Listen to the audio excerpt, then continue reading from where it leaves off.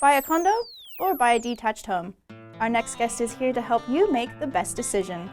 Please welcome the owner of North Compass Realty, Nadia Colucci. There she is, Ms. Colucci.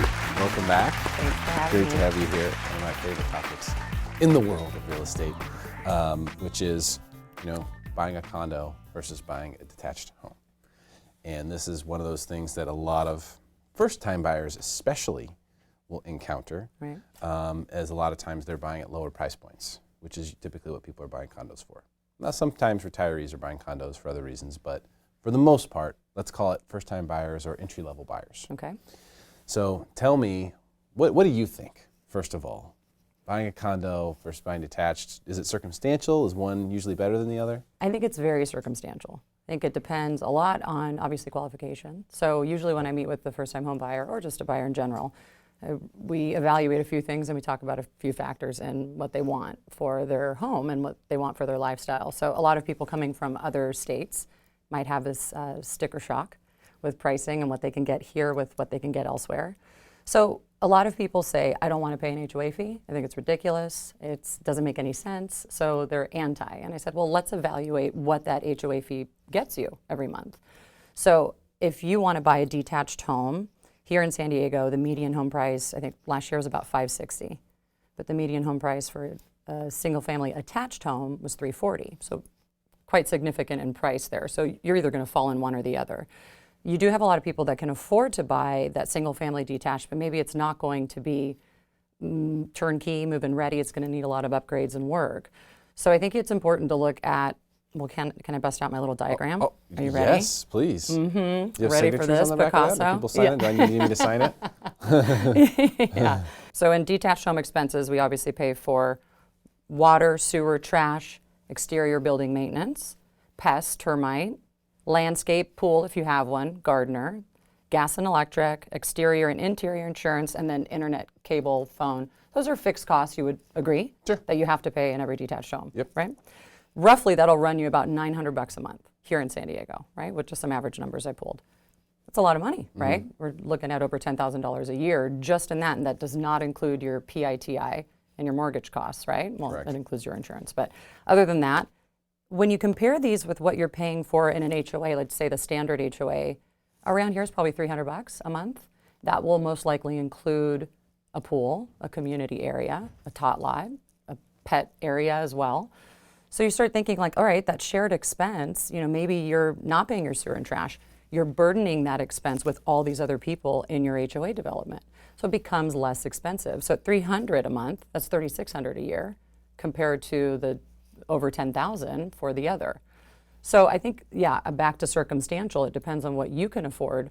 But I like the opportunity to share a little bit of that expense with someone else and not put the full liability on my shoulders right away. So you're very pro-condo, is what I'm hearing. I mean, I am This might be our aware. first disagreement. Oh, no. I am aware that it might be easier. And what that allows for, because a lot of people want a certain lifestyle as well when they move to San Diego and they want to be out and enjoying.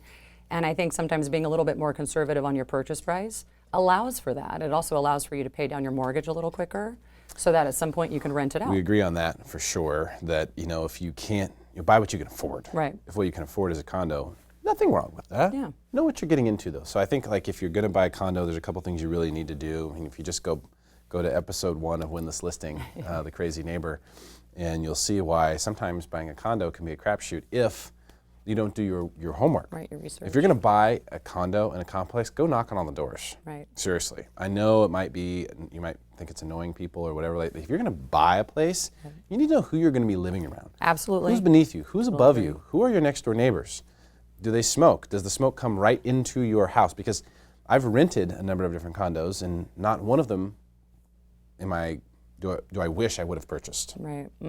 Because it's like something you didn't know but until you live there, and then you're like, oh, well, like, for my condo in M2I, for example, I lived there for 4 years, but I had neighbors that smoked, and for whatever reason, there's a wind tunnel that just brought it right into my house. Yeah. That sucks. I think they have to do something about that because I've heard about actually that complaint quite a bit. Yeah, it's terrible. It is. And it's not fair that one should have to expose themselves to that bad air if they don't want it. Right. And I agree with that completely. In one of my condos, we had a similar situation. So I'll agree there that you have to do your due diligence. Yes. One other important thing is in the investigative period of the HOA docs, when you receive those in escrow, read them thoroughly, look at the budget, and document, when you call that HOA, it has a high turnover I've found over the years with employees. Document who you spoke with, what day, write that down, send yourself an email, and create a folder that says HOA for this house or whatever. And I would look at that budget, see what they've talked about in the last year of minutes for the meetings that they've had. See if they're discussing, our roof is old, we need a new one, things like that, because not only may your HOA fee go up, but you might have a special assessment. So in those ways, again, back to that circumstantial though, you can usually get a little bit more bang for your buck if you stay in a condo type association. And it also depends on where you want to live. Like if you want to live in downtown, you're living in a condo. Right. There's no other option there's downtown. No other option. Yeah. If you're living in La Mesa or Right. Carlsbad Right. or Encinitas or really anywhere else, you have the option to look at condos, and there are different ones that are going to have different amenities, different costs associated with them. So I'm not saying it's the end of the world to buy a condo. I'm just saying that there's a lot more variables that you need to investigate. Right, for sure. Than if you're buying, a single family home. Buying a single family detached, then you have an inspection report to go through, and that's pretty much your due diligence. Right. When you're doing HOA stuff or you're buying a condo, you've got to investigate the HOA and are they financially healthy? Right. How old is the building?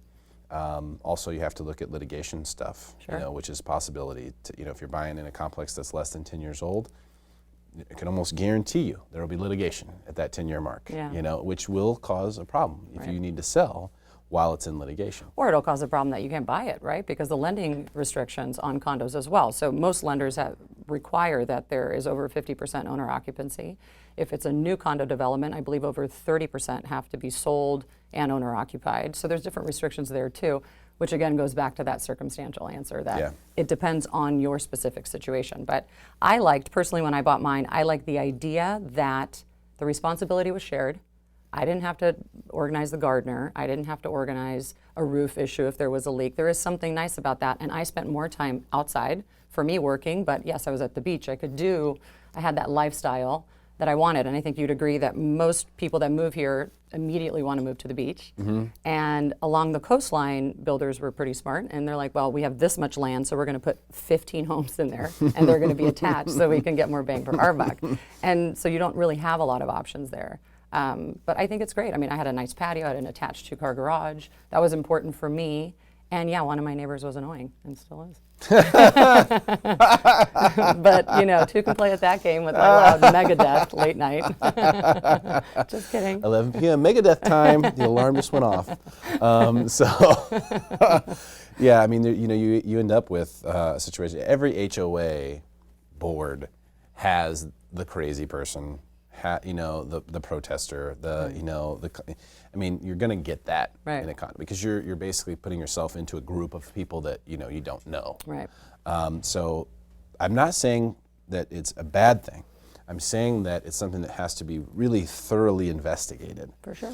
And most people who buy condos don't thoroughly investigate. But that's our job, to guide them as an agent, right? That is important. You take that as your responsibility, at least I do. And I sat down with them and I said, let's go through your HOA docs. And I said, please read them, take as much time as you want. If we need to ask for an extension, let's do it. But I do encourage that they call the HOA board as well. So we recently had an issue where these windows this condo had been flipped. This lady bought it and now she was selling it. But that flipper had never gotten HOA approval on those windows. So a letter was sent to her, my client's an escrow on it, and they're like, well, we don't want to take the responsibility of paying to correct these windows. It wasn't done under us. It's not our fault. So we waited. We stalled escrow until that HOA came back and said, we'll allow it for this special circumstance because we didn't catch it soon enough. And we were able to proceed. And now we have it documented. We have it documented that it won't be a problem for my client in the future. That's, and those little things like that can happen that are sort of going to catch you off guard. You're not going to find that most of the time in your due diligence. But, I think you need to be prepared to be an active member of the HOA if you're going to be in an HOA. Right. Because they will make decisions, and you don't want to, after the fact, go, wait a minute, you mean we can't, have our American flags out on the porch anymore? Stuff like that will happen, and then it's too late. Right. So you have to be prepared because that HOA is going to make decisions for everybody. Got to be prepared to be involved. So nothing wrong with it. Right. But a lot of due diligence needs to be done if you're looking to buy a condo. However, they are dramatically more affordable You can still have all the benefits of home ownership, Right. and you can, as you've proven, actually live cheaper Right. than you could in a single-family detached home situation in the multifamily attached. So, your point well made. Well, thank you. Thank you, Nadia, for your time today. Welcome. Really Thanks for appreciate having it. me. Great stuff. Thank you so much. That's Nadia Colucci. Stick around for more Smarter San Diego TV, where we guarantee to make you smarter than everyone else. Commercial free.